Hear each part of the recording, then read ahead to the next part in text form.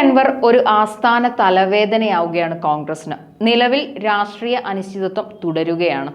ഇടതുപക്ഷത്തെ എതിരാളി ആരാണെന്ന് അറിയുന്നതിലും എല്ലാവരും ഉറ്റുനോക്കുന്നത് അൻവർ തീരുമാനങ്ങളോടാണ്. പിണറായിസത്തിനെതിരെയുള്ള പോരാട്ടമാണ്. PV അൻവറിന്റെ പിന്തുണ ഈ തെരഞ്ഞെടുപ്പിൽ ഞങ്ങൾക്കുണ്ടാവും എന്ന് തന്നെയാണ് ഞങ്ങൾ പ്രതീക്ഷിക്കുന്നത്.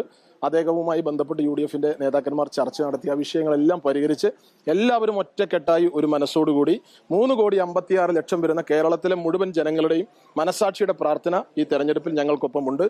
മിന്നും വിജയം നേടി പിണറായിസത്തെ തറപറ്റിക്കുന്നതിന് വേണ്ടിയുള്ള യുദ്ധത്തിൽ ഞങ്ങളോടൊപ്പം എല്ലാവരും ഉണ്ടാവും. ഐക്യ ജനാധിപത്യ മുന്നണിയെ സ്നേഹിക്കുന്ന എല്ലാവരും എല്ലാ അഭിപ്രായ വ്യത്യാസങ്ങൾക്കും അവധി കൊടുത്ത് ഈ പോരാട്ടത്തിൽ ഞങ്ങൾക്കൊപ്പം അണിചേരുമെന്ന് തന്നെയാണ് പ്രതീക്ഷ.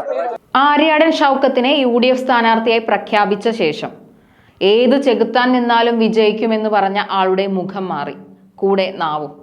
അതൃപ്തി വ്യക്തമാക്കി നിലവിൽ ലീഗുമായി ഒരു UDF പ്രവേശന ചർച്ചകൾ നടക്കാനിരിക്കെയാണ് ഈ പ്രതികരണങ്ങളെല്ലാം. ഇന്ന് കുഞ്ഞാലിക്കുട്ടിയുമായി കൂടിക്കാഴ്ച നടത്തുന്നുമുണ്ട്. ഒറ്റക്കെട്ടായി ലീഗും കോൺഗ്രസും നിൽക്കുന്ന സമയത്താണ് ഇത്തരത്തിലുള്ള ചൊടിപ്പിക്കലെല്ലാം നടക്കുന്നത്. വെറുപ്പിക്കാൻ കഴിയാത്ത ഒരു ഘടകമായി PV അൻവർ നിൽക്കെ ഡിമാൻഡുകൾ ലീഗ് കേൾക്കും. പക്ഷേ അംഗീകരിക്കുന്നതിൽ മാറ്റങ്ങൾ ഉണ്ടാവാം. ഇത് നിലമ്പൂരിൽ എന്ത് നടക്കുമെന്ന് തീരുമാനിക്കുന്ന ഫാക്ടറാണ്. ഐക്യജനാധിപത്യ മുന്നണിയുടെ വിജയത്തിന് പ്രവർത്തിക്കുമെന്ന PV അൻവറുമായുള്ള അഭിപ്രായ വ്യത്യാസങ്ങളും സംസ്ഥാന നേതൃത്വം തീരുമാനമെടുക്കുന്നതാണെന്നും VS ജോയ് പ്രതികരിച്ചിരുന്നു. 1 ഡസൻ ആളുകളിൽ നിന്നാണ് ഷൗക്കത്ത് എന്ന പേര് ഉയർന്നു വന്നത്. നിലവിൽ മുമ്പ് പറഞ്ഞ പോലെ എതിർ ആരെന്ന് പോലും അറിയില്ല.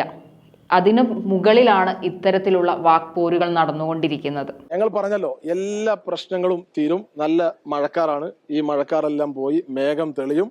അന്തരീക്ഷം എല്ലാം മാറി മറിയും. ഐക്യ ജനാധിപത്യ മുന്നണിക്ക് നിങ്ങൾ പറഞ്ഞല്ലോ, ഇവിടെ സ്ഥാനാർത്ഥിയെ പ്രഖ്യാപിക്കുമ്പോൾ വലിയ പൊട്ടിത്തെറിയുണ്ടാവും, ഇവിടെ വലിയ അപസ്വരങ്ങൾ ഉണ്ടാവും. ഒന്നും ഉണ്ടായില്ലല്ലോ.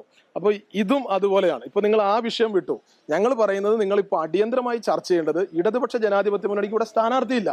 ഈ കേരളത്തിന്റെ എല്ലാ തെരഞ്ഞെടുപ്പ് ചരിത്രം പരിശോധിച്ചാലും ഈ 4 തെരഞ്ഞെടുപ്പ് ഒഴിച്ചു നിർത്തിയാൽ ബാക്കി എല്ലാ തെരഞ്ഞെടുപ്പിലും തെരഞ്ഞെടുപ്പ് പ്രഖ്യാപിക്കുന്നതിന് മുമ്പ് തന്നെ CPM സ്ഥാനാർത്ഥിയെ പ്രഖ്യാപിച്ചിരുന്നു. അവർ കളം പിടിച്ചിരുന്നു.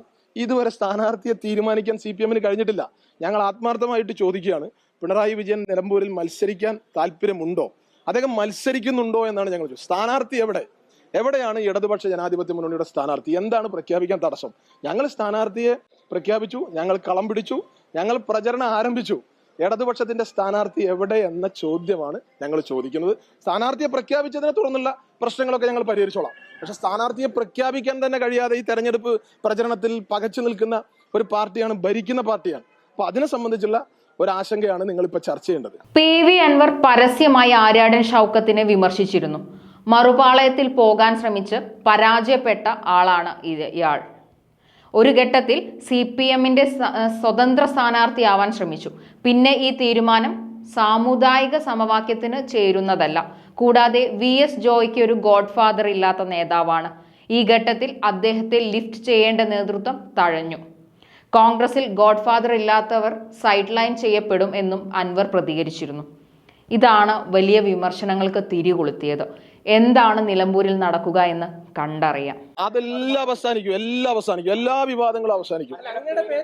ഇല്ല, എന്റെ പേരായി തൊട്ട് വലിച്ചഴച്ചല്ലോ. നിങ്ങൾ എന്തൊക്കെ പറഞ്ഞിരുന്നു, എല്ലാ വിവാദങ്ങളും അവസാനിച്ചല്ലോ. ഒരു കൈയായി ഒരു മെയ്യായി ഞങ്ങൾ ഒരുമിച്ച് പ്രവർത്തിക്കാനകത്ത് ഒരു ആശങ്കയും വേണ്ട.